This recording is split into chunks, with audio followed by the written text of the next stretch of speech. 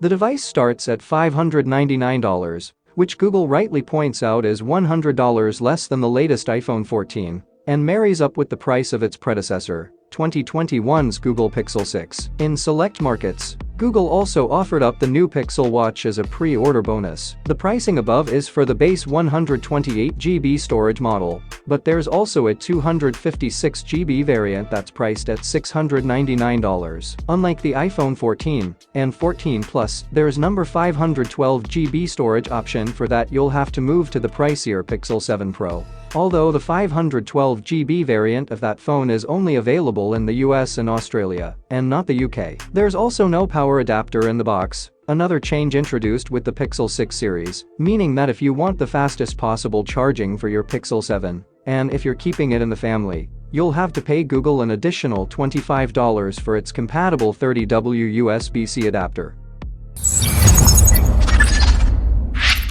Design: 2021's Pixel 6 range marked a notable shift in the series for a number of reasons, and chief among them was the phone's design. While the two-tone approach to color exemplified by the Kinda Coral Pixel 6 hasn't carried across to this latest generation of Pixels, the Pixel 7 and Pixel 7 Pro sport a more evolutionary, rather than revolutionary aesthetic 1 year on, with solid color behind the rounded Gorilla Glass Victus back, divided by metalwork. The main visual update is to the signature black glass visor of a camera bar that previously concealed each phone's various lenses. It's equally divisive and unique all at once, making this series of Pixels just as instantly recognizable as the last in a crowded field. As for the metal in question, the use of lightly textured aluminum on the Pixel 7 gives the phone an almost jewelry-like quality, especially on this generation's standout lemongrass color option. Pictured on this phone, the metal is gold-tinted, rather than silver or dark gray, as you'll find on the other two available finishes: snow, white silver, and obsidian, black gunmetal. Google's choice of 100%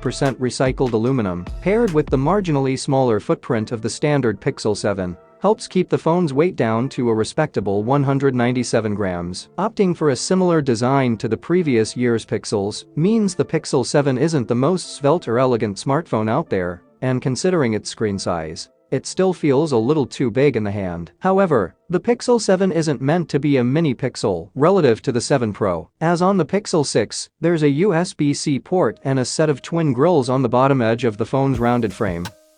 Display: as alluded to already, the Pixel 7 is a fraction smaller than the Pixel 6, dropping from a 6.4-inch display to 6.3 inches. This helps to more clearly differentiate it from the supersized 6.7-inch Pixel 7 Pro, and also means it's one of a relatively small number of Android phones worth considering at this screen size. The Pixel 7 has the same Full HD Plus resolution and 29 aspect ratio as the Pixel 6, which means the display is imperceptibly sharper than its predecessor, but Google has managed to up the brightness so that it runs at up to 1000 nits in normal use and can push to 1400 nits at its peak, 25% brighter than that of the Pixel 6's display for better visibility in bright surroundings. The bezels have also shrunk compared to last year's model, but even with the subtly rounded edges of the Gorilla Glass Victus protected screen, the phone still appears a little bulkier than its screen size would suggest. Despite being the smaller model of this year's Duo, it sports the same display size as found on the XL Pixels of old, like the Google Pixel 4 XL. One upgrade we'd love to have seen this year is a higher refresh rate for the display. The company could have at least opted for an adaptive refresh rate panel for greater power efficiency, as you'll find on the Pixel 7 Pro, which can scale from its peak 120Hz right down to 10Hz when needed. On the plus side, multiple color profiles, night light and basic always-on functionality are welcome inclusions, as is the optical in-display fingerprint sensor, which at this stage hasn't proven as problematic as the previous models was at launch, even if it isn't as snappy as Samsung's ultrasonic alternative, for example. Performance: trying to put the Pixel 7's and 7 Pro's Tensor G2 silicon through its paces is trickier than with conventional smartphone chipsets, especially when it comes to benchmarking the AI and machine learning tasks it's been optimized for. This isn't helped by the fact that, at the time of this review, benchmarking apps are not accessible on the device we were testing. That said, based on everything Google has told the world about Tensor G2, along with what we learned from testing the original Tensor chip inside the Pixel 6 series, and details that surfaced ahead of the Pixel 7's arrival, It doesn't have the raw power to match phones powered by Qualcomm's Snapdragon 8 Plus Gen 1 chip, such as the Samsung Galaxy S22 Ultra. Don't expect this to serve as a rival to the best gaming phones out there, but know that it won't let you down if you do want to use it to take on your friends and Call of Duty Mobile. Moving past the generalities of Tensor's overall competence, speech-to-text-based functionality like live dictation was near flawless, while the long-awaited Face Unlock proved wholly viable, reliable and snappy. So much so that we're left wondering what stopped Google implementing the feature on the Pixel 6. In terms of security, it's also worth noting that beyond fingerprint unlocking, Google's Titan M2 chip, it's there to make sure your passwords and data remain scrambled against prying eyes, and is generally considered to be a capable piece of hardware that stands up to industry standards on security.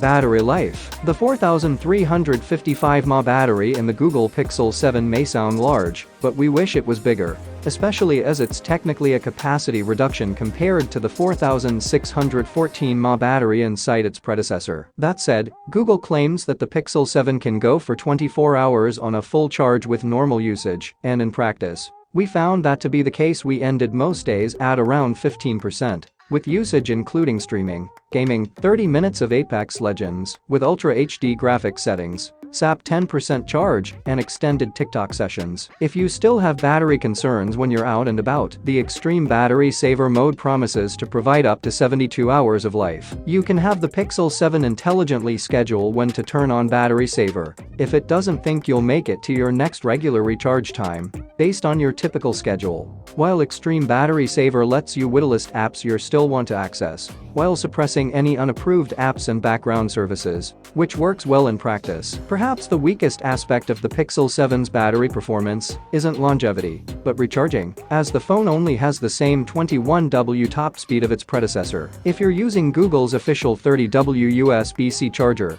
the company claims the Pixel 7 will reach to 50% charge in 30 minutes, which is fine, but nothing to crow about. In testing with a generic 27W PD charger, the Pixel 7 reached 47% in 30 minutes, 80% in an hour, and 100% in just under 1 hour 40 minutes. Other phones in this price range, like the OnePlus 10T, can charge much faster.